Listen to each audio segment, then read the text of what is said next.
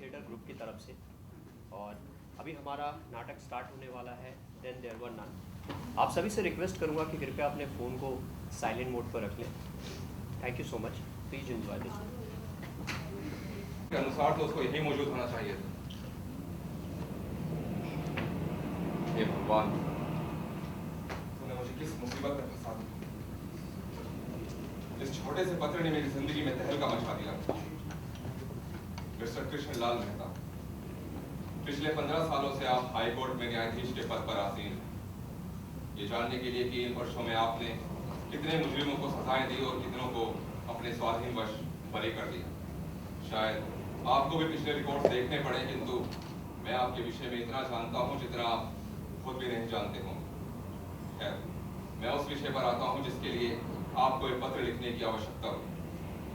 पिछले 2 वर्षों से आपकी अदालत में एक मुकदमा चल रहा है। मुजरिम है मिस्टर जोसेफ। ये लिखने में मुझे कोई संकोच नहीं कि वो कत्ल मिस्टर जोसेफ ने ही किया और कानून के मुताबिक उन्हें सजा होनी भी चाहिए। अपने ढंग से मैंने ये पता लगा लिया है कि कल 10 बजे अदालत में न्याय की कुर्सी पर बैठकर आप मिस्टर जोसेफ को फांसी की सजा सुनाने जा रहे हैं। परंतु ठहरिए, आज की रात आपको फैसला बदलना होगा। कीमत 50 लाख रुपए। मिस्टर जोसेफ को बाइज्जत बरी होना चाहिए। आप आज रात 10 बजे रायसीना क्रॉसिंग पर पहुंच जाए। वहां आपको एक हरे रंग की वैन खड़ी मिलेगी। नंबर होगा DBE 1016। आप उसमें बैठ जाइएगा। बस आप मेरे पास पहुंच जाइए। आपका हितेश। क्या आपने मुझे यहाँ बुलाया? क्या मतलब? क्या मैं आपका परिचय जान सकता? आप तो मुझे जानते ही हैं। जरूरत तो आपको अपना परिचय देने की। मैं आपको क्यों जानूं? हाँ, आप जरूर जानते होंगे कि मैं कौन हूँ। मैं समझा नहीं। मैं 50 लाख रुपए लेने आपके पास आया। कितने? 50 लाख? मैं ये नहीं जानता था कि मेरी मुलाकात है किसी पागल से होगी। नहीं मिस्टर, मेरे पास इतना समय नहीं होता कि उसे बेकार की बातों में गवाऊं। काम के लिए मुझे आपने बुलाया है वो। मैं तुम्हें क्यों बुला? बल्कि तुमने मुझे ये पत्र। अच्छा, ये पत्रिका तुम्हारे बाप ने मुझे लिखा है? तो पहले ना बुझाओ। उसे काम लेना है तो लो, अगर नहीं लेना है तो। इसका मतलब तुमने मुझे नहीं बुलाया? अरे बुलाया तो तुमने मुझे है। खबरदार, खबरदार, अगर उस पत्र में लिखा एक शब्द भी तुमने पढ़ा तो जिंदा नहीं बचोगे। मेरी ये सुई जहर में बुझी हुआ करती है। शायद तुम्हें मालूम नहीं मिस्टर कि अपनी जिंदगी में अगर प्रशंसा के योग्य कोई काम सीखा है तो इस सुई को गजब चाहे जिसके शरीर में बुझा देता हूँ। तुमने खुद ही तो मेरे पढ़ने के लिए पत्र निकाला था। उस वक्त मैं ये नहीं समझा था। ये तुम वो नहीं हो जिसने मुझे यहाँ बुलाया है। इसका मतलब तुम्हारी स्थिति भी मेरे जैसी। से क्या मतलब ये कि मेरे पास भी एक ऐसा ही पत्र है जिसके द्वारा मुझे यहाँ बुलाया गया।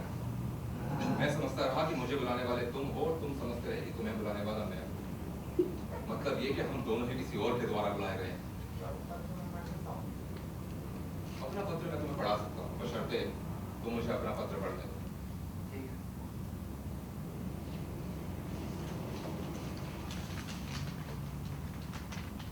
डॉक्टर तिवारी, तुम एक MBBS डॉक्टर, लेकिन तुमने अपने फन का कमाल लोगों की जिंदगी बचाने में नहीं वरन अपराध की दुनिया में दिखाया और लाखों रुपया कमाया। मैं जानता हूं कि तुम अपने द्वारा बनाई गई जहरीली सुई से किस तरह लोगों को मौत की नींद सुला देते हो, जिससे पुलिस कभी हत्या सिद्ध नहीं कर पाती। मेरे पास तुम्हारे लिए एक काम है। कीमत 50 लाख रुपए। आज रात ठीक 7:30 बजे रायसीना सर्कल पर पहुंचो। तुम्हारा हितेशी। तुम में से वो खत किसने लिखा है मुझे? तुम हो कौन? पहले तुम्हें मेरे इसी सवाल का जवाब देना होगा। हो, समझा। इसका मतलब तुम्हारी भी स्थिति हम जैसी है। क्या मतलब है तुम्हारा? मतलब ये कि हमारे पास भी एक ऐसा ही पत्र है जिसके माध्यम से हमें यहाँ बुलाया गया है। और तुम्हारी बातों से लगता है कि तुम्हें भी कोई ऐसा ही पत्र मिला। हाँ, मिला तो है। बड़ी हैरत की बात है, किसी ने हम तीनों को पत्र लिखकर यहाँ बुलाया है और बुलाने वाला अभी तक निकल नहीं आया। और क्या वो पत्र मैं पढ़ सकता हूँ? हाँ, क्यों नहीं। बशर्ते मैं भी तुम्हारा वो खत पढ़ना चाहूँगा। ठीक है।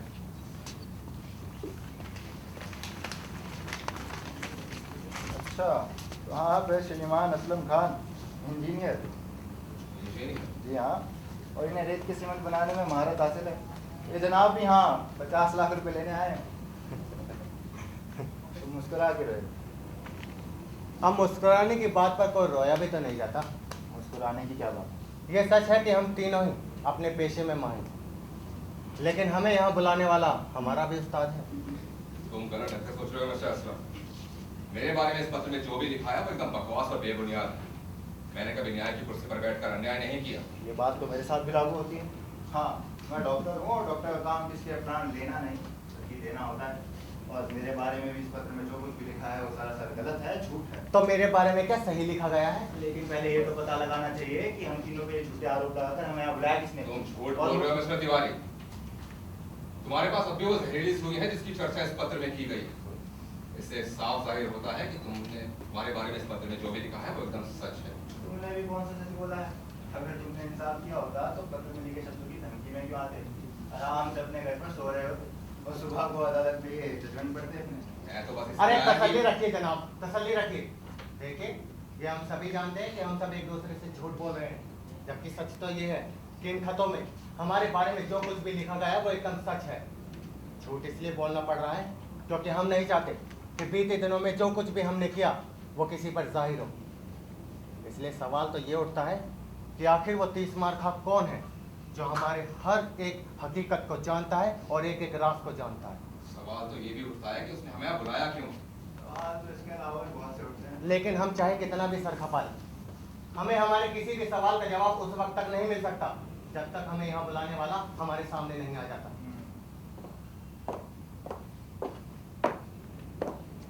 तो क्या आप हैं हमारे चाहने वाले? ये बताओ, तुम में से मुझे ये पत्र किसने लिखा?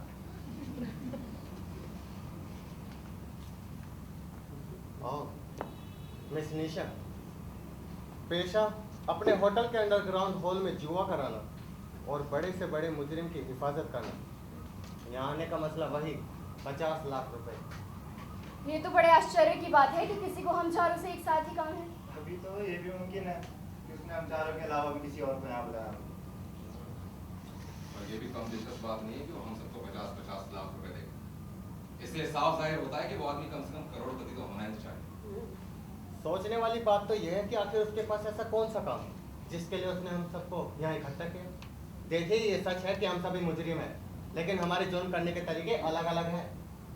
इसलिए सवाल ये खड़ा होता है कि आखिर उसके पास ऐसा कौन सा काम है जिसे पूरा कराने के लिए उसने हम सबको यहाँ इकट्ठा किया, जरूरत आ पड़ी उसे। क्या पता बुलाने वाले के पास हम सबके लिए कोई अलग अलग काम?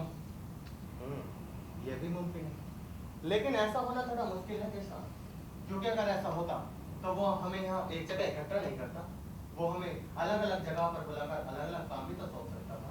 तुम्हारे कहने का मतलब ये है कि उसके पास कोई ऐसा बड़ा काम है जिसके लिए उसको हम सबकी जरूरत है।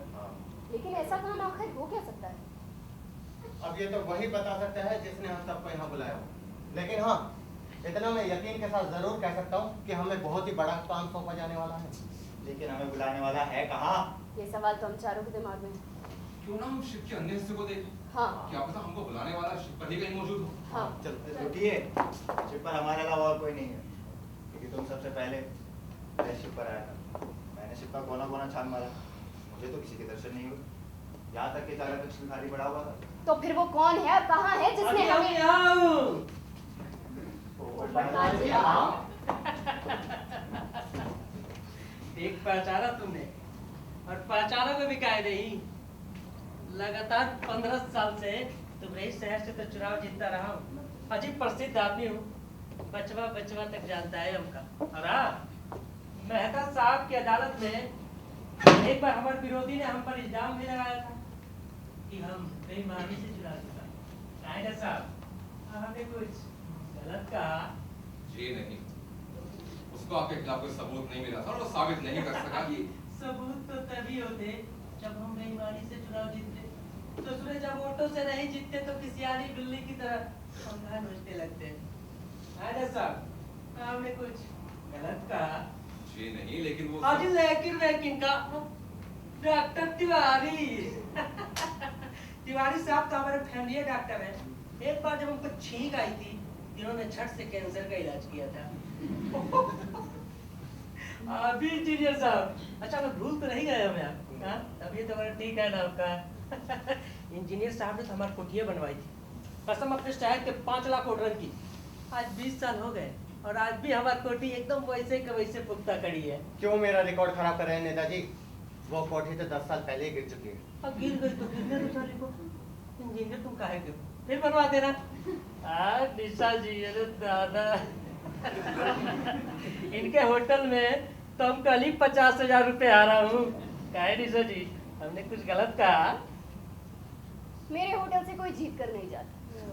लेकिन नेताजी सवाल तो ये उठता है कि आपने हमें यहाँ बुलाया क्यों? बुलाया? तो जी आपको किस ससुर ने बुलाया है? क्या मतलब? हम तो खुद ही यहाँ बुलाए गए। क्या मतलब? अजय देखिए, हम नेताओं की बातों का अगर मतलब होने लगे तो बिना मतलब की बातें दुनिया में ना हो। दरअसल हम किस तरह गड़बड़ी करके चुनाव जीतता रहा हूँ, तीरंदाजवा सब कुछ जानता है। लिखता है कि हमारी बेईमानी को साबित करने के लिए उस ससुरे के पास पुख्ता सबूत भी है, और अगर हम यहाँ नहीं आए तो उस ससुरा हमारी ढोल की पोल खोल देगा। बस हम चमर चोटी का थोड़ा देखने आया हूँ यहाँ। अब तुम ही सोचो इस बारे में। अरे हम कौन गड़बड़ी कर सकता हूँ? क्या गलत? हाँ, हमने कुछ गलत कहा तो इसका मतलब आपके पास भी कोई पत्र है? हाँ बिल्कुल है। लेकिन अभी तो आपने कहा कि आपने हमें यहाँ बुलाया। अरे जज साहब, आप जैसे पढ़े लिखे लोग, हम जैसे नेताओं की बगियां बैठी करते हैं। हाँ? अच्छा, चुनाव में लंबी लंबी फेंकते फेंकते झूठ बोलने की हमको कुछ ऐसे आदतें पड़ गई है कि हम सच बोलना भी भूल गए। और कई बार जानते क्या होता है, हम अपने माँ बाप का नाम गलत बता के चले आते हैं। साफ साफ कहिए नेताजी, क्या आपने हम सबको यहाँ बुलाया है या आपने हमारी तरफ बुलाए गए हैं? काहे किसी ने डॉक्टर साहब, दुनिया में सारी मजाक भी तो एक चीज है कि नहीं? वही हमने आप सब लोगों के साथ किया था। हमने छुप छुप के आप सबकी बातें सुनी और जाना कि ससुर आप सबकी हालतें भी हमारी जैसे है। तो हमने सोचा कि क्या ना थोड़ा मजाक करके चौंका दिया जाए। क्या आप सही कह रहे हैं? हमने कुछ गलत कहा इंजीनियर साहब? आइए वकील साहब, आइए। आइए। आप इस अनोखी और बिना मेजबान की महफिल में शामिल हो जाइए। क्या मतलब? मतलब ये कि अभी आप पूछेंगे कि आप में से खत किसने लिखा, हाँ। फिर आप एक पत्र निकालेंगे जिसमें आपको 50 लाख रुपए के खातिर यहाँ बुलाया गया होगा और धमकी दी गई होगी कि आप रुपए लेने ना आए तो आपके किसी कमजोर नस पर हाथ रख दिया जाएगा। जी हाँ, मगर हाँ, मगर को भेजो तेल लेने। हम सब तो एक ही थाली के चट्टे बैठे हैं। सच अगर रूट सपना जिसने पत्र लिखा है उससे सामने आने में ऐसे नखरे दिखा रहा है जैसे सुहाग रात वाले दिन नई नवेली दुल्हनियां दिखाती हैं। अच्छा, तो ये बात है। साहिबान, मेरा नाम महंत है और लोग मुझे महंत वकील के नाम से भी जानते हैं। अगर आप लोग भी अपना परिचय दे दीजिए तो। भीमा, भीमा नाम है मेरा। सरकार ने मुझे जिंदा या मुर्दा पकड़ने पर 1 लाख रुपए का इनाम रखा है। रिवॉल्वर और स्टेन गन के जमाने में भी मुझे अपनी ये राम प्यारी पसंद है। गोली की मार से तो एक बार आदमी बच भी जाए, लेकिन मेरी राम प्यारी शिकार करके ही वापस जेब में जाती है। जल्दी बोलो, तुम में से ये पत्र किसने लिखा? ये लो आगे ससुर एक और मार। क्या कहा साले टोपीदास, एक बार में तेरा आंखों फिट कर दूंगा। मजाक है, हमें बुलाने वाला है कहाँ? मैं हमेशा कानून से मुजरिमों को बचाता आया।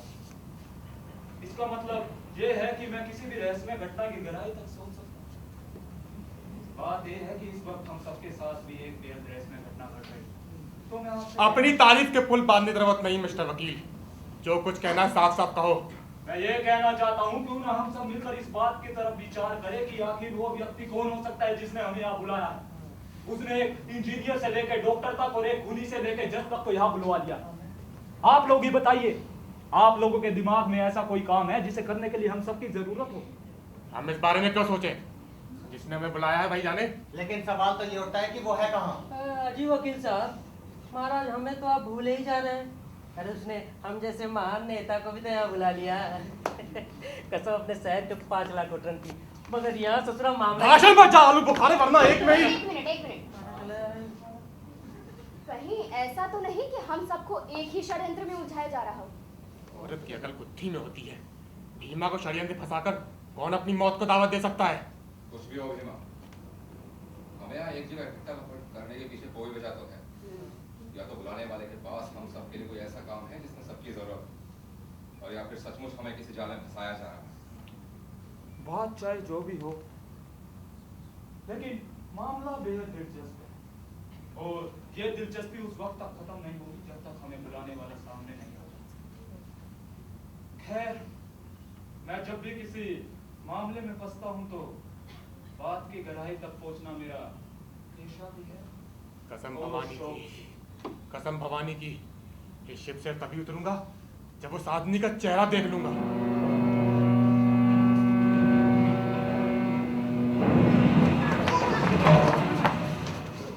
भागो, हमको किसी जाल में फंसाया जा रहा है।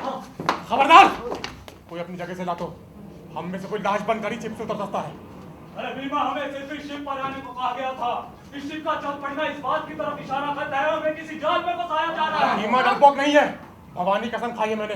अब इस शिप से तभी उतरूंगा जब ये जान लूंगा मैं बुलाने वाला कौन है, वो हमसे चाहता क्या है। तुम जानना चाहते हो तो शौक से जानो, लेकिन अपनी इच्छा लाने का तुम्हें हम पे कोई अधिकार नहीं है। तुम यहाँ निकलना चाहते हैं? कदम उठाकर तो देखो, 2 के बाद तीसरा कदम उठाओगे तो भीमा का नाम बदल देना। मुझे तो लगता है तुम्हें वो व्यक्ति जिसने हमें यहाँ बुलाया है। बको मत मिस्टर जज, ये तुम्हारी अदालत का कमरा नहीं जहाँ तुम बोलते तो कोई दूसरा नहीं बोलता। ये शिप है। और सुनो, जब भीमा के हाथ में राम प्यारी होती ना तो भीमा जज होता है। जरूरत ज्यादा बोले तो हमेशा के लिए खामोश कर दिए जाओगे। लेकिन तुम हमसे चाहते क्या हो? ये साबित करना कि हम लुगाई नहीं है, हमारे हाथों में चूड़ियां नहीं है। हम मर्द हैं और किसी भी मुसीबत के पीछे लग जाए उसका मुकाबला करते हैं। इतना तुम्हें समझ रहा हूँ कि हमें फंसाया जा रहा है, लेकिन हम डरते नहीं है। तब तक उस आदमी चेहरा नहीं देख लें जिसे शिप लाया है, हम निकलेंगे नहीं यहाँ से। तुम तो कहते थे कि हमारे अलावा शिप पर कोई नहीं है। उस वक्त कोई नहीं था। शिप से बाहर आने और जाने के लिए यही एक रास्ता है और यहाँ हम सब मौजूद हैं। और हाँ, हमारे आने के बाद कोई चालक कक्ष की ओर भी नहीं गया था। इसका मतलब शिप पर पहले से कोई मौजूद था। हाँ। तुमने झूठ मैंने कहा। झूठ नहीं बोला, उस वक्त मुझे कोई नहीं मिला अरे था। आओ गई बे, चपर चपर चपर चपर कि रावण लीला तुम लोगों को ही मुबारक हो। लेकिन हमको जाने दो भाई, हमको भाषण देना है। अगर हम नहीं गया तो हम 5 लाख कोटा हड़ताल कर देंगे। उसके बाद देश में हिंसा, आगजनी, लूटपाट। भाषण में जाओ, उनको खा रहे। परिवार बाप की माफी तो अब तो इस शिप से तभी कोई उतरेगा जब उस शरियम की तह तक मैं पहुंच जाऊंगा।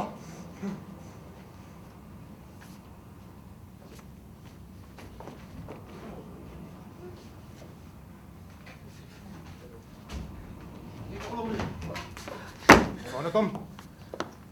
मैं जवाब में क्या मैं अपना नाम बताऊं? जल्दी बोलो वरना। मेरा नाम घनश्याम है। शिप पर कब आए? तुमसे पहले। लेकिन मैंने तो सारी शिप। उस वक्त मैं छुपा हुआ था। क्यों? मेरे मालिक का आदेश था। मालिक? कौन मालिक? जिसने मुझे इस काम के लिए 1 लाख रुपए दिए और मैं जब तक उसका काम कर रहा हूँ वो मेरे मालिक हैं। क्या नाम है तुम्हारे मालिक का? ना मुझे उसका नाम जानने में दिलचस्पी है और ना मुझे उसकी सूरत देखने में। मैं तो सिर्फ 1 लाख रुपए के लिए काम कर रहा हूँ जो मुझे एक पत्र के साथ मिले हैं। वो पत्र कहा है? वैसा ही पत्र है जैसे आप सबके पास है। मैं सबसे पहले शिप पर आ गया था जब डॉक्टर साहब इस शिप को छान रहे थे। उस वक्त मैं छुपा हुआ था और मेरे मालिक का आदेश था ठीक 12 बजे इस शिप चला देना। अगर तुमने मुझे इस शिप चलाने से रोका तो मैं आपको उनका संदेश दे दूं। कैसा संदेश?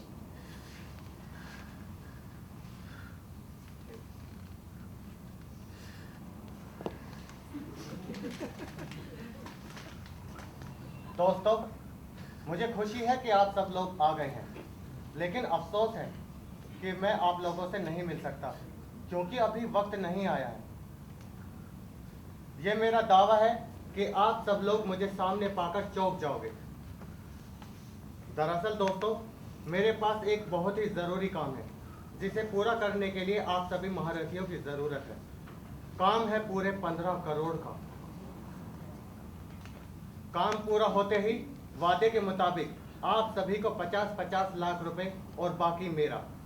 घनश्याम भी आप सभी की तरह इस खेल का एक हिस्सा है जो जहाज के जरिए आप सभी को सांगा टापू पर पहुंचाएगा, जहां मैं आप सभी लोगों से मुलाकात करूंगा।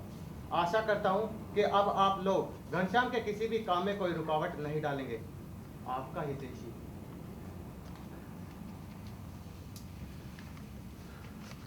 मैं अब शिप चलाऊं?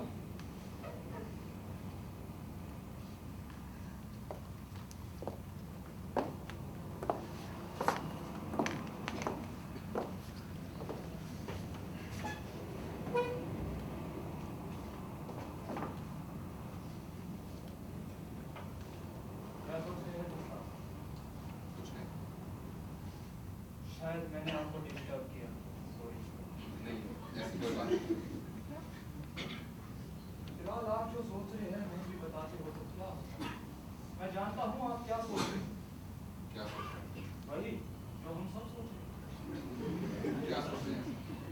डॉक्टर मिलने से लेकर यहाँ तक पहुँचने की घटना के बाद सब कुछ बड़ा सस्पेंसफुल लग रहा। आखिर वो व्यक्ति कौन हो सकता है जिसने हमें यहाँ बुलाया, और बड़ी बात तो ये है कि वो हमसे काम क्या कराना चाहता। सचमुच हम सब यही सोच रहे हैं। तुम क्या समझते हो डॉक्टर, वो हमें कोई काम सौंपेगा? मुझे तो इसी बात में संदेह है कि वो हमें कोई काम सौंपने वाला है। तो जनाब उसने हम सबको यहाँ बुलाया किस लिए? इसका जवाब तो सांगा टापू पहुंचने पर ही मिलेगा। ये भी क्या जरूरी है कि वो हमें टापू पर मिले भी या नहीं? हो सकता है वहाँ पर भी उसका कोई संदेश ही मिले। हाँ निशा जी, बिल्कुल हो सकता है, सही कह रही हैं आप। बात तो ठीक है, मामला को समझ में नहीं आ रहा है और समझने के लिए हम आगे बढ़ते चले जा रहे हैं।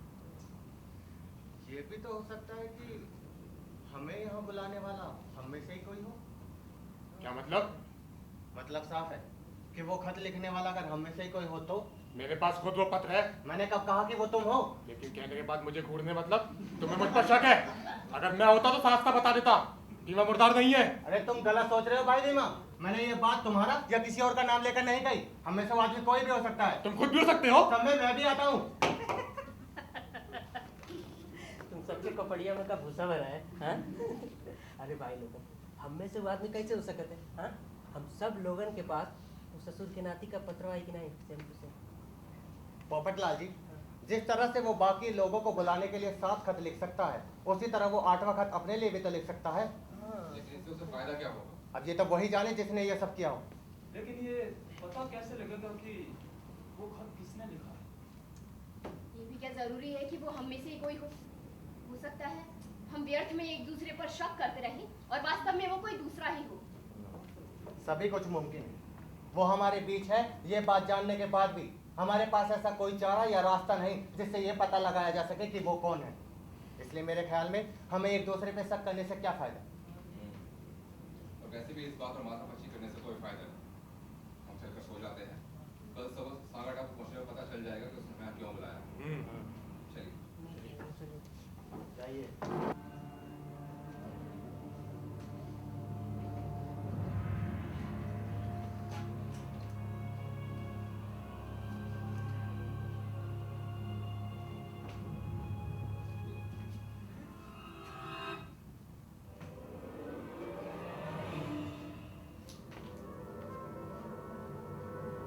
क्या कर रहे हो?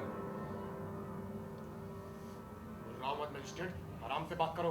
मैं पूछता हूँ, तुम यहाँ पे क्या कर रहे हो? डॉक्टर को देख रहा था। क्या देख रहे थे? जबान को लगाम देकर बात करो मजिस्ट्रेट।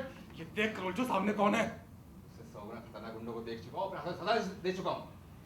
तुझसे कितनी बार कहा हरामजादे, ये तेरी अदालत नहीं है, ये भीमा की अदालत है। और दुश्मन के लिए उसका एक ही जजमेंट होता है, सजाए मौत। जो गरजते हैं वो बरसते नहीं।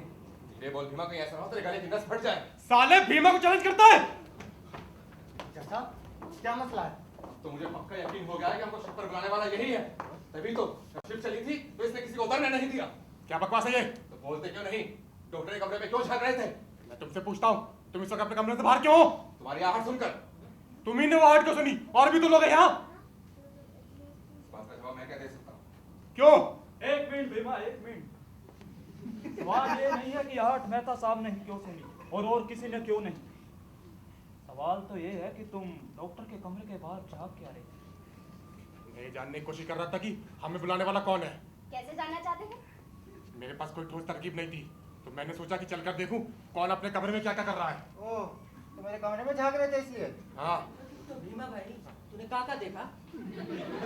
मैंने देखा कि डॉक्टर अपने बैग से जहर की शीशी निकाल के चेक कर रहा है। क्या पकड़ रहे हो तुम? मेरे पास तो जहर है भी नहीं। हाँ? ये झूठा क्या मतलब है डॉक्टर? अब तो मुझे भी कहना पड़ेगा जज साहब कि यही वो आदमी है जिसने हम सबको यहाँ बुलाया। ना जाने हम पे झूठे इल्जाम लगाकर ये साबित क्या करना चाहता है? मैं झूठ बोल रहा हूँ? हाँ। क्या ये झूठ है कि तुम जहर की शीशी लेकर बाथरूम में नहीं गए थे? बिल्कुल झूठ है।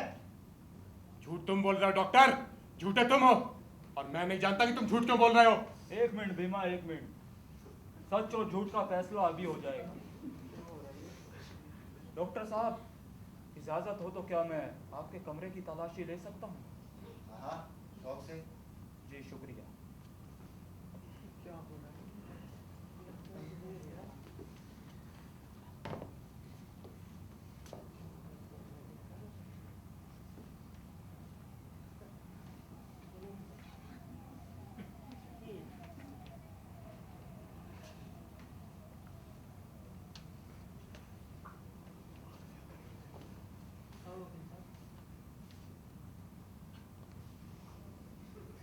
डॉक्टर साहब के कमरे में कोई जहर की शीशी नहीं है। तुम मुझे बहुत होशियार लग रहे हो डॉक्टर। शीशी नहीं मिली तो इन सब की नजर में मैं झूठा हूँ, लेकिन मैंने अपनी आंखों से वो शीशी देखी थी। तलाशी के बाद तुम्हारे आरोप में कोई दम नहीं रह जाता। हो सकता है तुमने वो शीशी समुद्र में फेंक दी हो। झूठ की आंखें नहीं होती भीमा। बस बस, सारी रात भी ये बहस चलती रही तो भी नतीजा नहीं निकलेगा।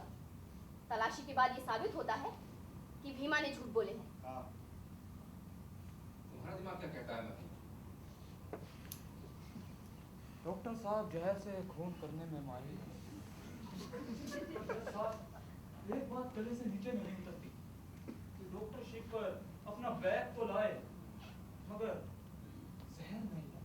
जो आदमी मुझसे काम कराता है वही मुझे जहर सप्लाई करता है, और अगर मैं ऐसे अपने बैग में जहर लेकर घूमने लगा तो कानून मुझे जब चाहे इसमें कर सकता है। डॉक्टर के लिए जहर रखना कोई जुर्म की बात नहीं है। एक जहरीली सुई तो मैंने भी तुम्हारे पास देखी थी। जहर से बुझी हुई एक सुई मैं हमेशा अपनी सुरक्षा के लिए रखता हूँ। जनाब, क्योंकि तलाशी के दौरान डॉक्टर साहब के पास जहर की शीशी नहीं मिलती, इसलिए ये नहीं कहा जा सकता कि डॉक्टर झूठ बोल रहे हैं।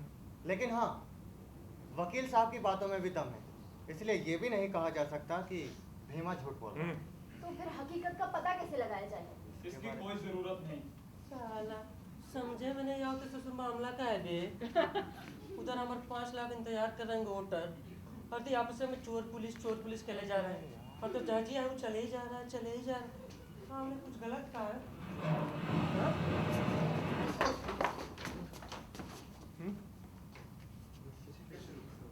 क्या बात है घनश्याम, ये शिप कैसे रुक गया? कैसे खत्म हो गया ईंधन? गिरबान छोड़ो। बोल हरामजादे, ईंधन कैसे खत्म हो गया? बोल वरना चीर के ही रख दूंगा। गिरबान छोड़ता या नहीं? अरे गुस्सा नहीं दो, उसके गिरबान छोड़ दो। उसे उस हर सवाल का जवाब देना होगा जो हम जानना चाहते हैं। तो बोलो घनश्याम। इस बारे में मैं क्या कह सकता हूँ?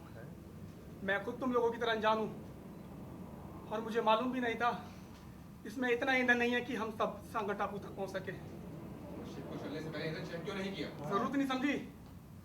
जैसे कि मैंने तुम लोगों को बताया था, मेरा काम सिर्फ तुम लोगों को सांगा टापू तक पहुँचाने का ही है। तुम झूठ बोल रहे हो। मैं झूठ नहीं बोल रहा हूँ, लेकिन सच को साबित करने के लिए मेरे पास कोई सबूत भी नहीं है।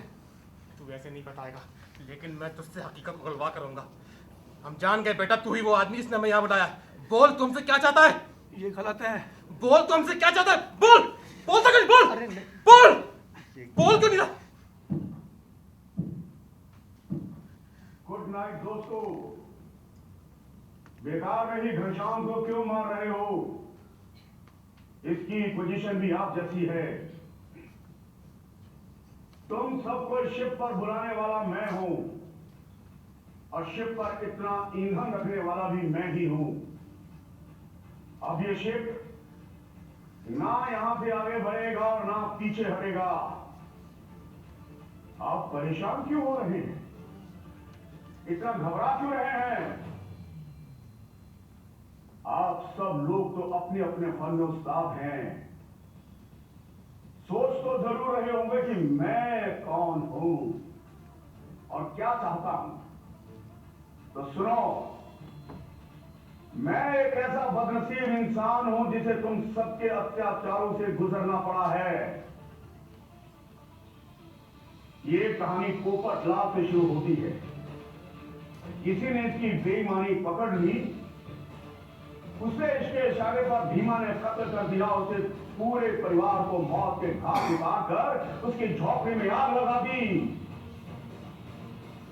भीमा को अपने अंडरग्राउंड हॉल में पनाह तुमने दी थी निशा, और वो खास कमरा तुमने बनाया था असलम। भीमा का केस तुमने लड़ा था महंत। तुम्हें याद होना चाहिए मिस्टर मेहता कि तुमने न्याय की कुर्सी पर बैठकर भीमा को बरी किया था और एक बेगुनाह मासूम को फांसी पर लटका दिया था। उस परिवार की जख्मी मगर जीवित मां को तुमने मारा था तिवारी। उसी खानदान के मासूम बच्चे का कत्ल पोपट लाल के इशारे पर उसके गुंडों ने तुम्हारे ही शिप पर किया था घनश्याम। तुम लोग भूल सकते हो, लेकिन मैं नहीं भूल सकता। इतना सब होने पर भी तुम्हारा कोई कुछ नहीं बिगाड़ सका और न ही बिगाड़ेगा, क्योंकि तुम्हारे खिलाफ कोई सबूत नहीं है। और आज का कानून और अदालत सबूत मांगते हैं, लेकिन ये शिप मेरी अदालत है। मैं तुम्हारी सजा सोच चुका हूं। एक ही सजा है तुम सबकी, सजाए मौत। अगर ये देखना चाहो कि तुम सबकी मौत कैसे होगी तो जाओ, निचले मंजिल के 7 कमरों में एक की अलग अलग मौत लिखी है। ढूंढो ढूंढो जाके अपने अपने कमरों में अपनी मौत। जाओ।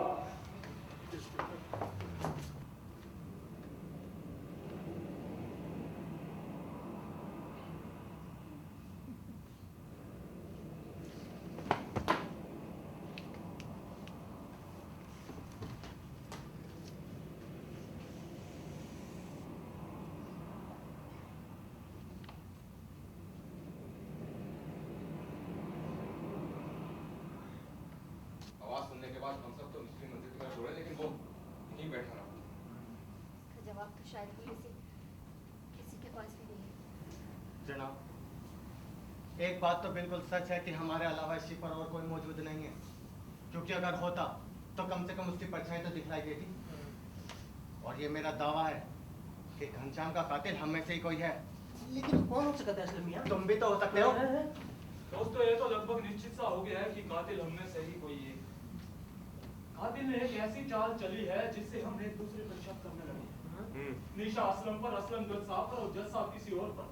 तो दोस्तों, हमें कातिल की किसी भी चाल में नहीं फंसना। उसकी चाल समझने के बाद भी हम में से कोई भी ये सोचने से बाज नहीं आएगा जो वो चाहता है, क्योंकि उसने हम सभी के बीच एक दूसरे के खिलाफ शक की दीवार जो खड़ी कर दी है।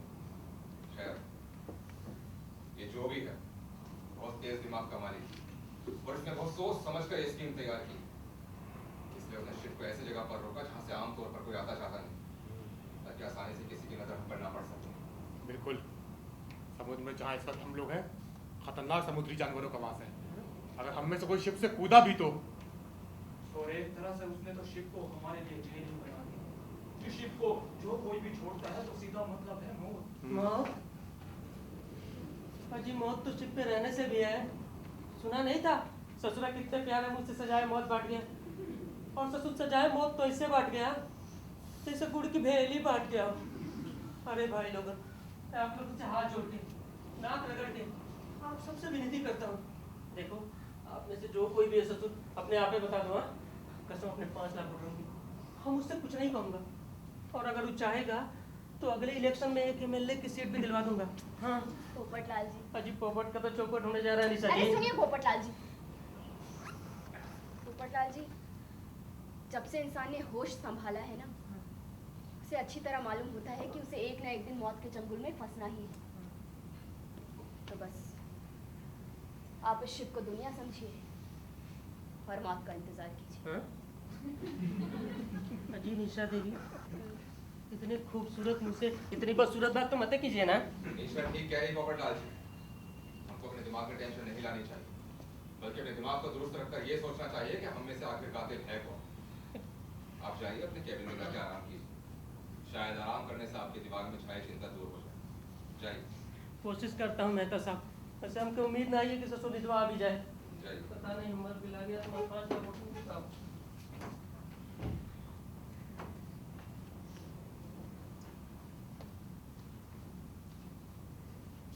निशा, चलो हम डेक पर चलते हैं।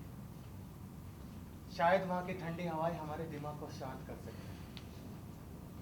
आओ हम लोग चलते हैं। आओ, घबराओ नहीं।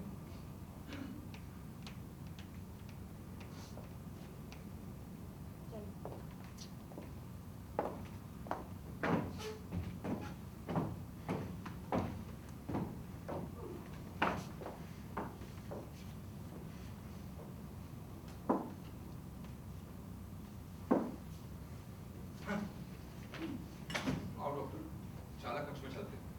शायद कोई काम की बात हाथ लगे। घबराओ ना, आओ।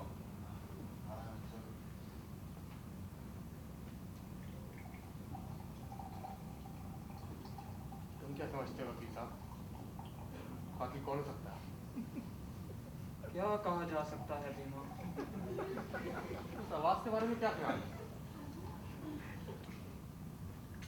ये तो लगभग निश्चित है कि कातिल हम में से ही कोई है और वो अपने परिवार की मौत का बदला ले रहा है। मगर भीमा, मुझे याद नहीं आता कि पोपटलाल के कहने पर मैंने तुम्हारा केस लड़ा। मुझे भी याद नहीं कि पोपटलाल के कहने पर, मगर मैं यकीन के साथ कह सकता हूँ मैंने किसी एक खानदान को आग की भेंट नहीं चढ़ाया। कहीं ऐसा तो नहीं कि इस आवाज की कहानी ही झूठी हो? ठीक कहते हो। तो इसका मतलब ये है कि कातिल वो असली वजह छुपा रहा है। मुमकिन है कि असली वजह पता लगने से उसका भेद खुल जाए। खैर, पोपटलाल के बारे में तुम्हारा क्या ख्याल है? कमाल कर दिया वकील साहब आपने भी। वो मस्करा कहीं कत्ल कर सकता है, वो केकड़ा भी नहीं मार सकता एक। बस यही फर्क है तुम में और मुझ में। तुम ताकत पर विश्वास रखते हो और मैं बुद्धि पर। मान लो कि ये मस्करापन सिर्फ उसके लिए एक्टिंग हो तो? भगवान ही जाने, बड़ा अजीब ही खूनी खेल शुरू हो गया है।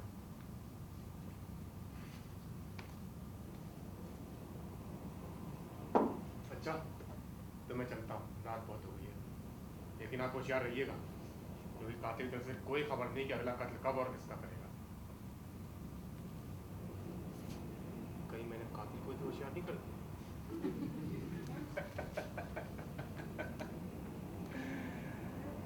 होशियार रहना तो मंद के कुंडली में लिखा है बेटा।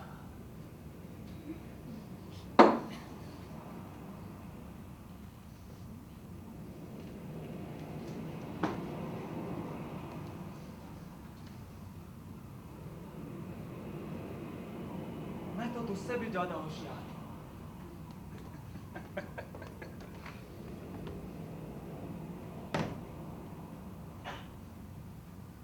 लीजिए मेहता साहब, चालक कक्ष का कोना कोना छान मारा, लेकिन काम की कोई बात हासिल ना हुई। वैसे आप क्या चीज हासिल होने की सोच रहे थे? मैं खुद भी नहीं जानता कि मैं क्या ढूंढने निकला। खाली बैठने से वैसे ही दिमाग में टेंशन चल रही थी तो सोचा अपने आप को बिजी रखूं। वैसे ये भीमा के बारे में आपका क्या ख्याल है?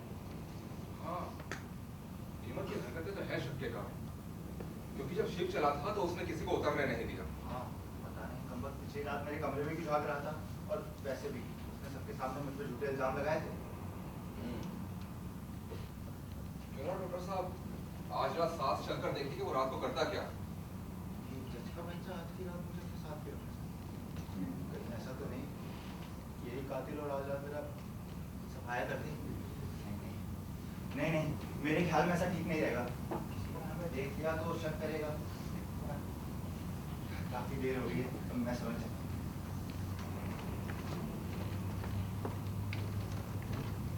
डॉक्टर ने आज की रात मेरे साथ रहने का प्रस्ताव क्यों ठुकरा दिया? कहीं ऐसा तो नहीं कि यही कातिल हो और आज की रात कुछ करना चाहता हूँ।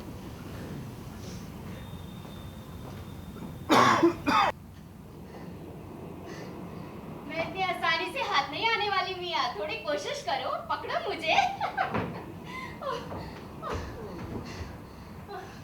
बड़ी जालिम हो निशा, ये जानते हुए भी कि मौत हमारे इंतजार में, तुम फिर भी कितने इत्मीनान से मुस्कुरा रहे, मानो जैसे तुम्हारे जुआ खाने में कोई मोटी आसामी फंस गई। मुझे तुमसे इस मामले में भी प्यार हुआ है, मैं तुम्हारे बिना नहीं रह सकती। वैसे मुझे डर तो बहुत लग रहा है कि हम ये किस मुसीबत में फंस गए। लेकिन जब तुम्हें देखती हूँ ना, तो मुझे लगता है मुझे कुछ नहीं होगा। कहीं ये हत्यारा नागिन की बाहें तो नहीं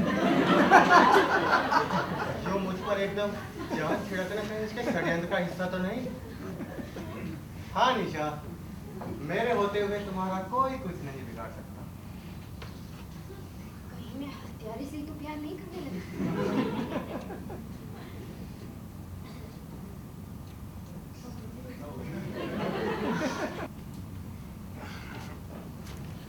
साली ये शराब की तलब भी ना बड़ी अजीब है। एक बार लग जाए साली छूटती नहीं। मैं तो पहले ही कहा था जज साहब से तुमको नींद नहीं आती, तू बोलिए खाई पर कतिलवा बेटा रात बंद होने नहीं दे रहा। क्यों पे सड़े हुए करेले? मैंने तेरे लिए कौन सा काम किया था? मैंने कब कहा हुजूर की? तो फिर वो आवाज क्या बकवास कर रही थी? मैं क्या जानूं, हम तो खुद के चक्कर में हूँ। माँ तो पहले से पटी पड़ी है। झूठ बोल रहे हो। झूठ तो आप बोल रहे हो सरकार। बको मत।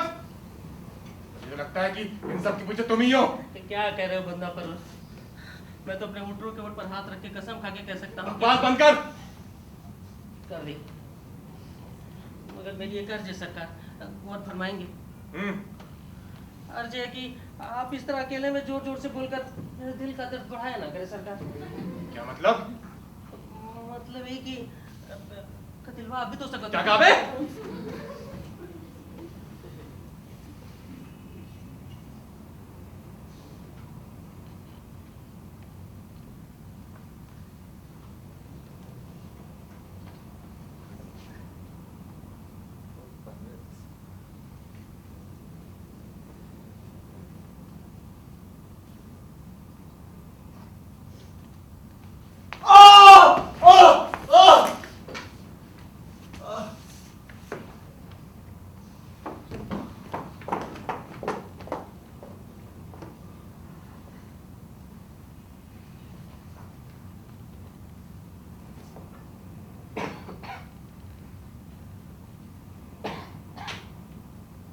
कातिल ने डॉक्टर का खून करने के लिए छुरी का इस्तेमाल किया।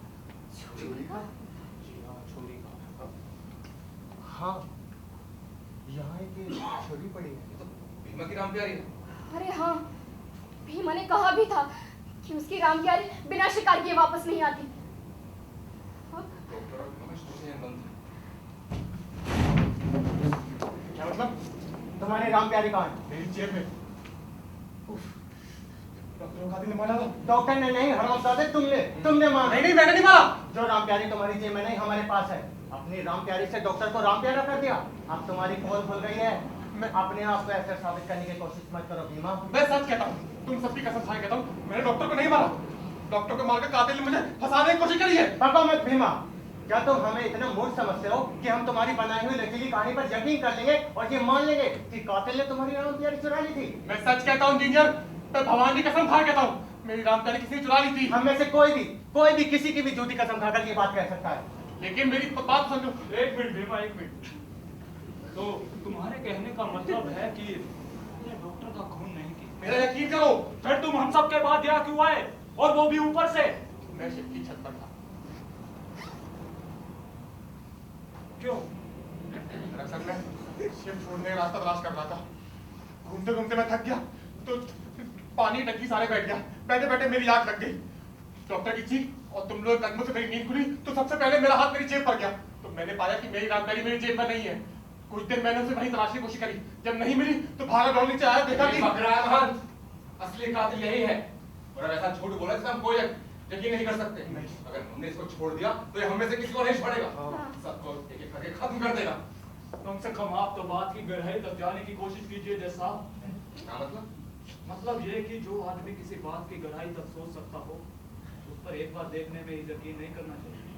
मैं भी नहीं समझ। आप ये तो समझते हैं ना, जिसने हमें यहाँ बुलाया है और जो कत्ल कर रहा है बेहद सूझे हुए दिमाग का मालिक। हाँ बिल्कुल। फिर भी आप ये मानते हैं कि वो डॉक्टर का कत्ल करने के लिए छुरी का इस्तेमाल करेगा? तो क्या तुम ये कहना चाहते हो कि कातिल ने भीमा को फंसाने की कोशिश की है? बेशक, ये ठीक है कि पहली नजर पर देखने पर कातिल भीमा लगता है, मगर कातिल भीमा नहीं है। सबूत ये है जिस षड्यंत्र का हमें शिकार बनाया गया है, अगर वो षड्यंत्र भीमा का होता तो भीमा कभी डॉक्टर का कत्ल अपनी छुरी से नहीं करता। और एक बार डॉक्टर के कत्ल ने फिर से साबित कर दिया है कि कातिल बेहद सुलझे हुए दिमाग का मालिक है। उसने डॉक्टर का खून करके सारा शक भीमा पर डाल दिया।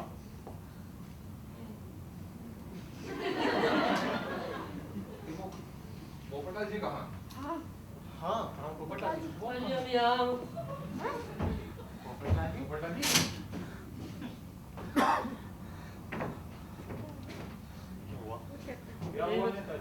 ले बताओ कौन मरा ससुर? डॉक्टर, पर आपको क्या हो गया? हो गया?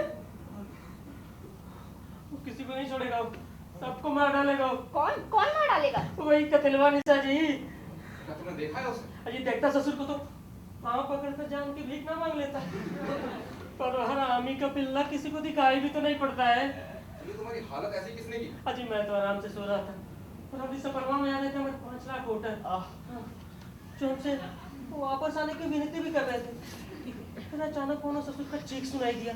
हम हड़बड़ी में दरवाजे की तरफ दौड़ा तो मेरी ये धोती पता नहीं किस में अटक गई और मैं वही चारों खाने चित गिर गया। आप अपनी ये धोती संभालिए।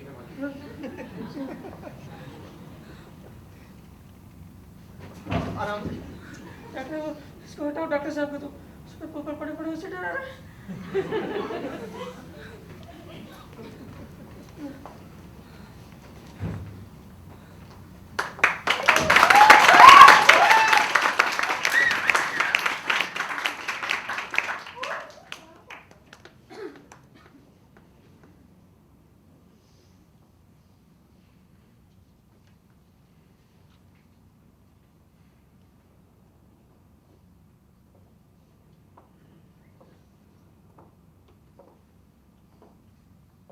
मुझे तो लगता है पोपटलाल जी बिल्कुल ठीक कह रहे हैं। क्या कहते हैं? हम सब यहाँ ऐसे ही एक एक करके मारे जाएंगे। क्या कहना चाहते हो? क्या हम सब यहाँ रुककर अपनी मौत का इंतजार करते रहें? इसके अलावा और कर भी क्या सकते हैं? हमें कोई ऐसी तरकीब निकालनी होगी जिससे कातिल का पता चल जाए। क्या आप ये मानते हैं कि कातिल भी यही बैठा है? हालात तो यही कहते हैं। जज साहब, लेकिन कोई तरकीब निकलेगी नहीं, और कोई तरकीब अगर निकल भी आई तो कातिल भी ये जान जाएगा। है, आप ये मानते हैं कि कातिल हमारी तरकीब में फंस सके? नहीं, लेकिन क्या वैसा? कोई ऐसी तरकीब जिससे हमारे बीच बैठा कातिल वो ना कर सके जो वो करना चाहता है। कम से कम ये कत्ल का सिलसिला तो रुकेगा। इसका सिर्फ एक ही तरीका हो सकता है। क्या? ये कि अब हम बचे हैं 6 और हम 6 को चाहिए कि हम एक एक पल साथ रहें। हम में से जो कोई भी एक पल के लिए अलग हो तो समझ लिया जाए कि कातिल वही है। मगर आप ये नहीं सोच रहे कि जो आप कह रहे हैं वो मुमकिन है भी या नहीं? क्यों मुमकिन क्यों नहीं है? क्योंकि बहुत सारी जगह ऐसी होती है जहाँ इंसान को अकेले ही जाना होता है और किसी तरह वो एडजस्ट कर भी ले, तो फिर सबसे समस्या आती है सोने की। सोने की क्या समस्या है? हम सब लोग अपने अपने कैबिन की बजाय यहीं इसी हॉल में सो जाएंगे। आप ये नहीं सोच रहे कि जो आप कह रहे हैं वो मुमकिन है भी या नहीं। देखिए, जब हम सब कमरे की जगह हॉल में सोएंगे तो हम सबको पता है कि हम में से एक कातिल है जो हमारे बीच सोएगा, जो ना जाने कब कैसे और किसे मार डाले।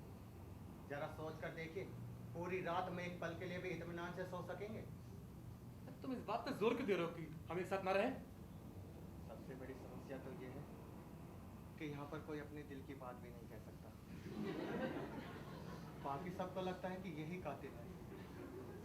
भीमा, मैं एक साथ रहने का विरोध नहीं कर रहा हूँ, बल्कि उन परेशानियों पर रोशनी डालने की कोशिश कर रहा हूँ जो एक साथ रहने में पैदा होंगी। जरा आप खुद सोच कर देखिए, क्या पूरी रात में एक पल के लिए भी हम सो सकेंगे? और बिना सोए हम कब तक जिंदा रह सकते हैं? लेकिन असलम मियां, इससे कम से कम कत्लों का सिलसिला तो रुक जाएगा। मैं आपकी बात से पूरा सहमत हूँ, मगर सवाल तो ये उठता है कि हम एक साथ अगर नहीं अलग अलग जगह पर भी सोते हैं तो ज़्यादा से ज़्यादा कब तक सो सकेंगे? 2-4 दिन में हम एक दूसरे की शकल से उग जाएंगे। शिप पर भी ज़्यादा से ज़्यादा 1 महीने की सामग्री है खाने की। उसके बाद क्या हम भूखे नहीं मारे जाएंगे? तो क्या किया जाए? मेरे दिमाग में एक विचार है। क्या? हम सबको मारने के बाद कातिल क्या करेगा? हाजी भरतनाट्यम करेगा, कथकली करेगा, रॉक एंड रोल करेगा। भाई बेहतर कैसे बेहतर सवाल किया इसने? मेरे सवाल का जवाब जरा सोच समझ कर दीजिए पोपटलाल जी। क्या कहा जा सकता? जज साहब, कातिल हमें ये सोचकर तो इस शिप पर नहीं लाया होगा कि हम सबको मारने के बाद वो खुद भी हमारा जाए। पहले कोई इंतजाम कर रखा होगा। तो वही, क्यों ना हम कातिल के उसी इंतजाम का पता लगा लें, क्यों ना हम कातिल के उसी इंतजाम का पता लगाकर इस्तेमाल कर हम सभी इस शिप से बाहर जा सके। बात तो ठीक है, लेकिन क्या ये जरूरी है कि हम उस इंतजाम का पता लगा ही लें। जरूरी तो दुनिया में कुछ भी नहीं होता भाई भीमा, बस खुदा ने उसे कोशिश करने की ताकत बख्शी है। मोटो की कसम, असलम मियां के बतिया में दम है इस बार।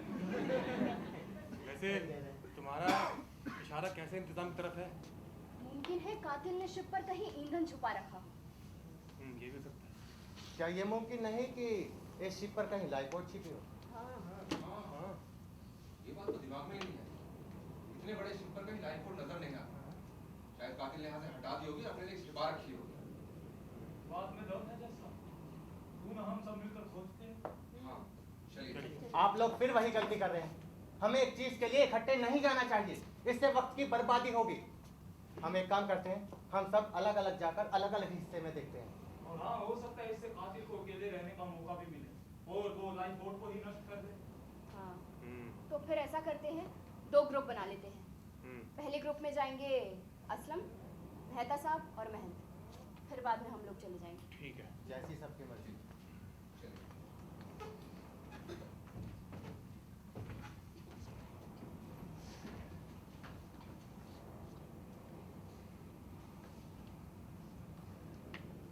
अजी निशादी, हम लोग यहाँ खड़े खड़े क्या करेंगे? चलिए हम लोग कहीं दूसरे कोने में चलते हैं। नहीं पोपटलाल जी नहीं। कभी कभी ऐसा होता है ना पोपटलाल जी कि किसी आदमी से कोई चीज़ छूट जाती है मगर दूसरे आदमी को वही चीज़ उस जगह से मिल जाती है ना। तो पहले उनको शिप का चक्कर लगाने दीजिए, फिर बाद में हम लगा लेंगे।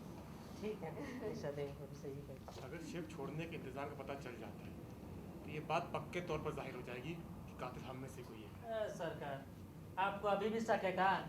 हम तो अपने ऊँटों की कसम खा के कर सकता हूँ कि कतिलवा पक्का हम में से कोनो एगो है। खुशखबरी खुशखबरी खुशखबरी, ज्यादा मेहनत नहीं करनी पड़ी। कातिल ने लाइफ बोट पानी की टंकी में छुपा कर रखी थी। क्या बात है, हमारा साला पापड़ वाले को गणपति बप्पा बोल। लेकिन उस बोट में एक वक्त पर बस एक आदमी बैठ सकता है और आदमी हम हैं 6। एक ही आदमी के लायक लाइफ बोट ने फिर से साबित कर दिया है कि कातिल हम में से ही कोई एक है। वो हम सबको मारने के बाद खुद यहाँ से अकेला बाहर निकल जाना चाहता है। मैं जानता हूँ कातिल तुम में से ही कोई एक है। क्यों भाई भाई, तबीयत ठीक है तुम्हारी? मैं तुमसे नहीं, कातिल से कह रहा हूँ। कौन है कातिल? तुम भी हो सकते हो, तुम 5 में से एक। क्यों? तुम्हें कौन सा सुख खाप के पड़ चढ़े हैं? हाँ? क्योंकि मैं नहीं हूँ, मैं जानता हूँ। ये बात तो हर कोई अपने बारे में कह सकता है। मैं फिलहाल मैं उलझना नहीं चाहता कि कातिल कौन है, लेकिन कातिल को एक बात बता देना चाहता हूँ कि लाइफ बोट हमारे कब्जे में है। अगर उसने चौथा कत्ल करने की कोशिश करी तो हम लाइफ बोट नष्ट कर देंगे। चाहे वो बेशक हम सबको मार दे, लेकिन उसे ही मरना पड़ेगा। जोश में होश नहीं खोना चाहिए बीमा। जरा गौर से सोचो कि लाइफ बोट भी कहीं कातिल की चाल तो नहीं। क्या मतलब? मतलब ये कि अब हम बचे अच्छे। तो बताइए पहले कौन शिप को छोड़ेगा? मैं वैसे भी मेरे जुआ खाने में मेरे ना होने से लाखों का नुकसान हो रहा होगा ना, तो मुझे ही छोड़ना चाहिए। क्यों, तुमने बड़ी चमड़ा लगा हुआ है क्या? शिप तो पहले मैं छोड़ूंगा। मैं पहले मैं जाऊंगा। अरे पहले मैं जाऊंगा। अरे बस चलने लगी लाठियां। और कातिल भी यही चाहता है जैसा उसने बंदरों के बीच घुड़ की बेली डाल दी है। लड़ो। वाकई कातिल ने हमारे बीच लड़ाई करने के लिए हमें लाइफ बोट सौंप दी है। देखिए साहिबान, एक बात तो दिन की तरफ बिल्कुल साफ है कि उस लाइफ बोट में 2 आदमी तो बैठकर जा नहीं सकते, लेकिन हाँ उसमें यदि कोई एक आदमी बैठकर बाहर चला जाए तो वो बाहर की दुनिया से बाकी के लिए मदद जरूर भेज सकता है। लेकिन मुद्दा तो यही है कि पहले बाहर जाएगा कौन? इस समस्या को सुलझाने का बस एक ही रास्ता। क्या? हम सबके नाम की पर्चियां डाल देते हैं, जिसका भी नाम उसमें निकलेगा। अगर कातिल का नाम निकल आया जनाब तो जब इंसान के सारे रास्ते बंद हो जाते हैं तो वो खुद को नसीब के हाथों में सौंप देता है। असलम में हम सभी के नाम की पर्चे डाल देते हैं। अगर कातिल का नाम निकला तो मेरे पास उससे कहने के लिए कुछ भी नहीं है, और यदि किसी और का नाम निकला तो मैं दोनों हाथ जोड़कर दरख्वास्त करता हूँ कि अपने आप को वो यहाँ से बाहर पाकर काम खत्म ना समझे, वो बाकी साथियों के लिए मदद जरूर भेजे। मेरा नाम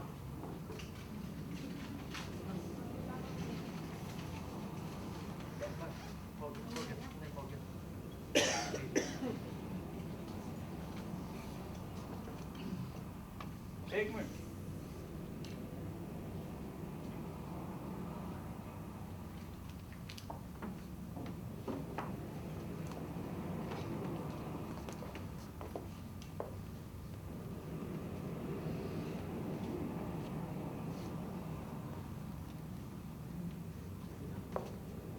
पोपटलाल जी।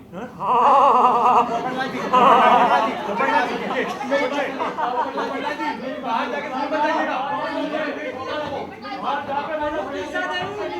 आपका जरूर बताऊंगा।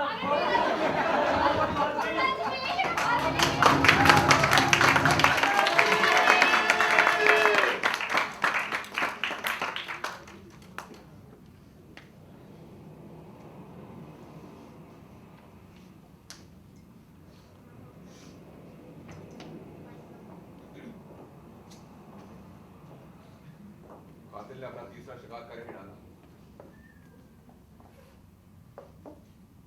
भयंकर मौत हुई बेचारे की। नेताजी की मौत का मंजर मैं अपनी मौत के बाद भी न भूल पाऊं। सच में पोपटलाल जी को जब मगर में लपेटा होगा तो उनके मन में एक ही ख्याल आया होगा, काश मेरे नाम की पर्ची ना निकलती। कातिल के क्रूर पंजों से कोई नहीं बच सकता। अब सब कुछ मुकद्दर के भरोसे छोड़ दो। इसका जहां दिल बाग होंगे, मौत तो शिव पर भी है और शिव के बाहर भी।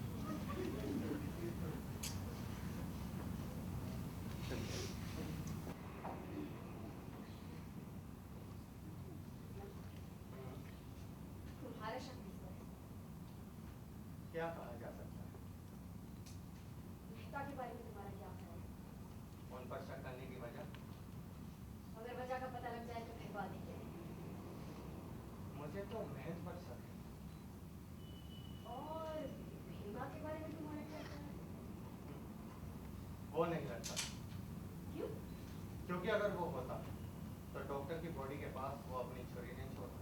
ये भी तो एक चाल हो सकती है कि खुद ही अपनी राम प्यारी छोड़कर ये बताना चाहता हूँ कि वो कातिल नहीं है। ये भी मुमकिन है, लेकिन मुझे अपनी सबसे ज्यादा शक महज पर है। उस पर क्यों?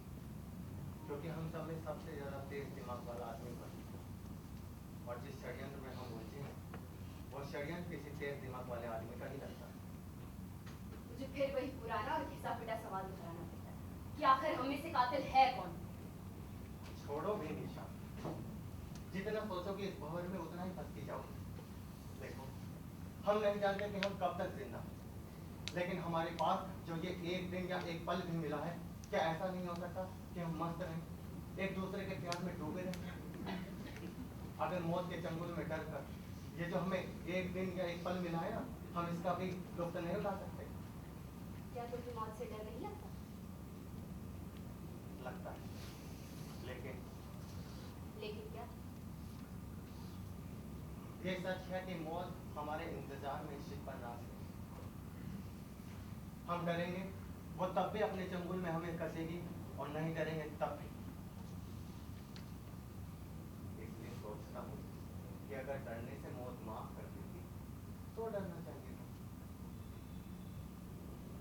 अगर मैं ही वो कातिल हूँ? नहीं, तुम वो नहीं हो सकती। क्यों? क्योंकि मैं इन आंखों में देख रहा हूँ। मन में शक है और क्या कुछ और रहे होंगे? नहीं निशा, ऐसी बात नहीं है। यहाँ पर तुम किसी पर भी यकीन करना मुश्किल। क्या तुम्हें मुझ पर भी यकीन नहीं? नहीं। पर क्यों? देखो असलम, ऐसी हालात में तो बिल्कुल नहीं। मैं सच कहती हूँ, मुझे तुमसे प्यार हो गया। तुम डरती हो। कहीं निशा, तुम्हें तो मैं तुम्हारी कसम खाकर कहता हूँ कि मैं कातिल नहीं हूँ। और असलम, मैं तुम्हारी कसम खाती हूँ कि मैं भी वो कातिल नहीं हूँ।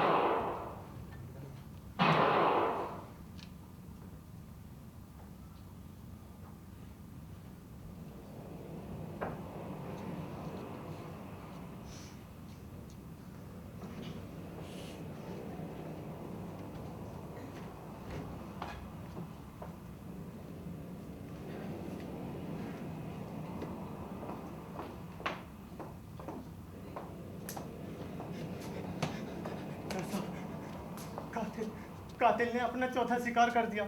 कातिल ने महंत को गोली से उड़ा दिया। कातिल ने नहीं, तुमने असलम, तुमने महंत को गोली मारी। नहीं नहीं अब मैं समझी, हम सबको इस जाल में उलझाने वाला शख्स यही है। नहीं नहीं, मैं नहीं हूँ, मेरी बात सुनो। खबरदार जो मुझे छुआ तो। तुमसे डर लग रहा है असलम? जज साहब, भीमा यही है असली कातिल, इसीलिए औरों को मारा है और अब ये हम सबको मार डालेगा। इससे पहले कि ये अपने नापाक इरादे में कामयाब हो, तुम इसे मार डालो। भीमा, इसे मार डालो। असलम, निशा क्या कह रही है? मुझे खुद समझ में नहीं आ रहा। मुझे लगता है निशा घबरा गई है थोड़ी सी। मैं घबराई नहीं हूँ असलम, मैं घबराई हूँ तो तुम्हारी असलियत जानने के बाद। मेहता साहब, थोड़ी देर पहले इसने मुझसे खुद कहा था कि इसे सबसे ज्यादा शक महंत पर है, और फिर ये अपना रिवॉल्वर लेकर महंत के पीछे चुपचाप गया, और फिर गोली के 2 धमाके। क्यों असलम, क्या ये सच है? सच तो यह है जज साहब कि मैं महंत के पीछे डैक पर गया। यह भी सच है कि मैंने गोली चलाई, लेकिन मैंने गोली महंत पर नहीं, कातिल पर चलाई, जो अपनी खुशकिस्मती से बच गया। इसका मतलब तुमने कातिल को देखा? इसी बात का तो अफसोस है जज साहब कि मेरा सामना कातिल से न हो सका, क्योंकि जब मैं महंत के पीछे डैक पर गया तो कातिल महंत को गोली से उड़ा चुका था। तभी मुझे पानी की टंकी के पीछे किसी के होने का आभास हुआ और मैंने अंदाजे से गोली चला दी, लेकिन जब मैंने पीछे जाकर देखा तो वहां कोई नहीं था।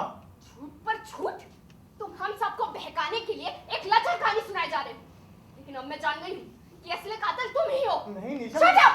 Just shut up! से नफरत करती हूँ मैं, थूकती हूँ तुम्हारे इस घिनौने चेहरे पर। थूक!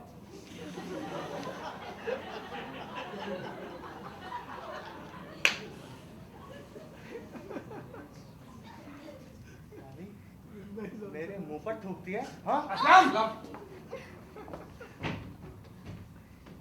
कातिल अपने चाल में कामयाब हो रहा है। आप लोग मेरी बात क्यों नहीं मानते? निशा, हम एक दूसरे शक तो कर सकते हैं, लेकिन इससे कुछ साबित नहीं होगा। मैं साबित कर सकती हूँ। कैसे? मैंने गोली के 2 धमाके सुने, जो आप दोनों ने भी सुने होंगे। असलम के मुताबिक एक गोली कातिल के रिवॉल्वर से निकली और दूसरी गोली असलम के रिवॉल्वर से। आप दोनों उसके रिवॉल्वर चेक करो ना, अगर दोनों गोली उसके रिवॉल्वर से निकली होगी तो। ठीक है, मैं इसका रिवॉल्वर चेक कर आता हूँ। हाँ।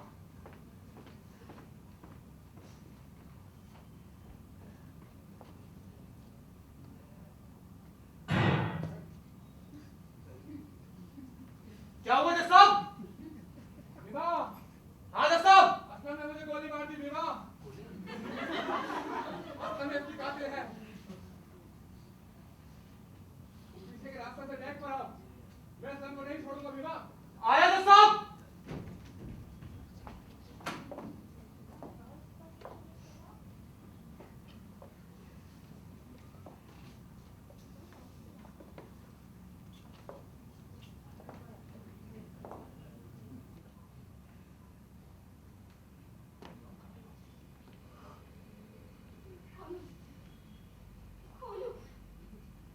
कौन हो तुम?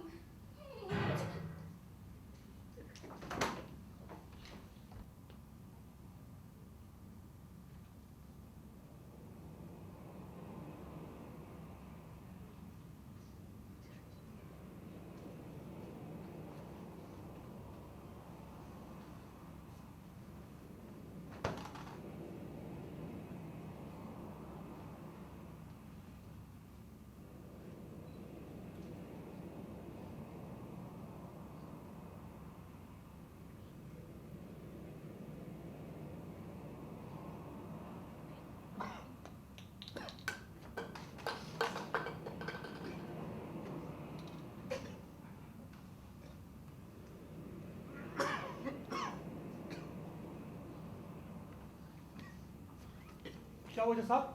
निशा?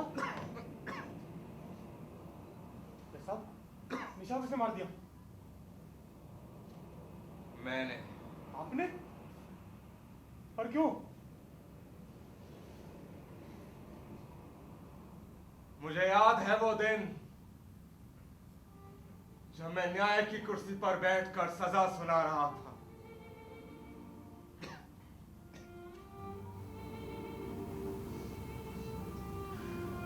मैं जानता था कि तुम सब किसी न किसी जुर्म में शामिल हो।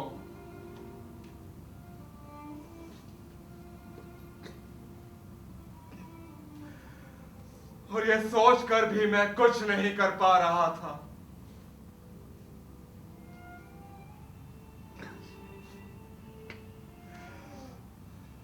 ये बात मुझे दिन रात कचोटती थी। हर वक्त बस यही सोचता था कि कैसे तुम लोगों को सजा दूं।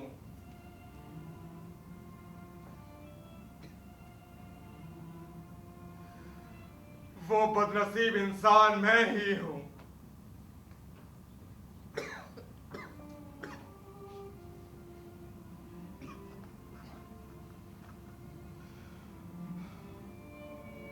बाकी मैंने इस डायरी में लिखा,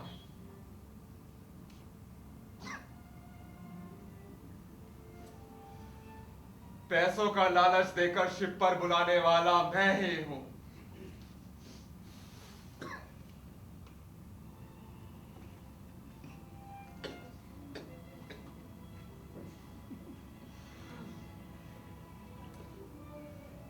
और आज ये शिप मेरी अदालत है और मैं इन लोगों को अपने हिसाब से सजा दे चुका हूं।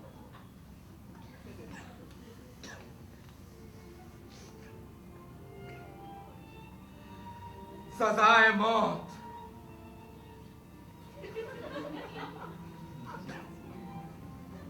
पर आपने मुझे क्यों छोड़ दिया? तुम्हें कहां छोड़ दिया?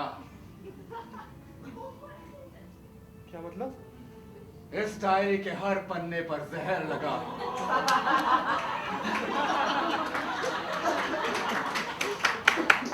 जिस तरह मेरी मौत होगी उसी तरह तुम्हारी।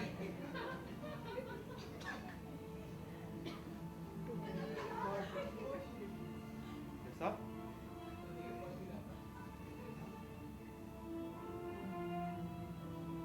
साहब,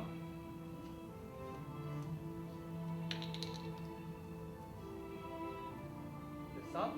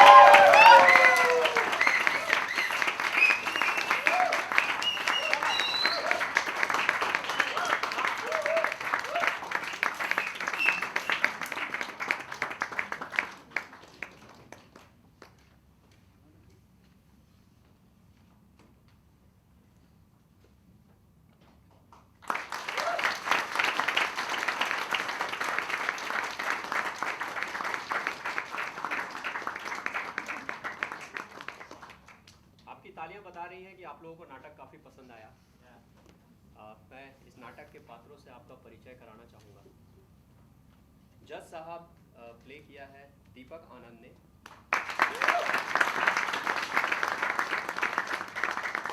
doctor Tiwari Harsh. Aslam Shubham Chaudhary. Nisha is played by Nisha Bhandari.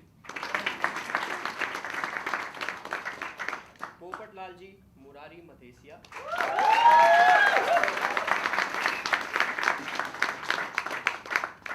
Mahant Bhuvan Sharma. Bhima Irtiza Hasnain.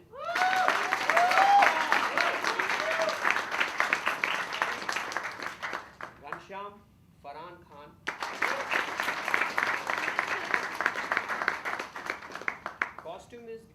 Costume is done by Irtiza Hasnain.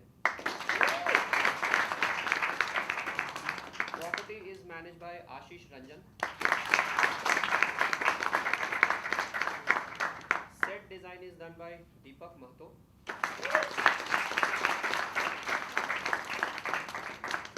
Makeup is done by Adarsh Rawat.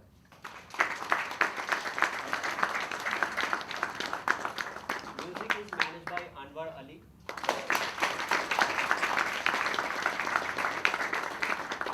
Light is managed by Deepak Mahato.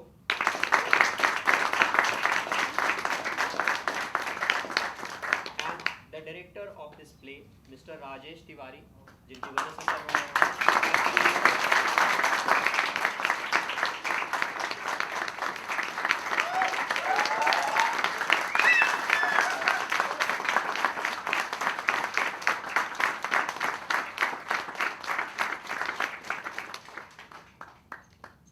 Thank you very much. आप लोगों को भी अच्छा लगा, आपकी तालीम में बताया, बहुत लोगों ने हल्ला मचाया। नाटक सुनना और देखना भी एक बहुत अपने आप में बड़ी तलाश है। मुझे बहुत वो लोग पसंद है जो नाटक में सीटी मारते हैं, है ना। बहुत इंटेलिजेंट लोग हैं जो नाटक देखने ही आते हैं, आप उनको भी डिस्टर्ब करते हैं के बाद। आई एम सॉरी मैं ऐसी भाषा का इस्तेमाल कर रहा हूँ, क्योंकि मुझे ऐसा लगा कि हर सीन के बाद कुछ भी है, तालियाँ सीटियाँ, क्यों किसकी नाटक को देखो, नाटक का एंजॉय करो, उसके बाद नाटक के बारे में बात करेंगे तो है ना, कुछ ही बात होगी। खैर थैंक यू वेरी मच, आप लोग आए, बहुत अच्छा लगा। क्योंकि हमारा बहुत ज़्यादा टाइम लूँगा नहीं, क्योंकि हमारा सेकंड प्ले भी है अभी, हमें ये सेट उतारना है, वो सेट लगाना है, फिर दूसरे लोग तैयार होंगे, तो टाइम बहुत कम बचा है। Thank you very much.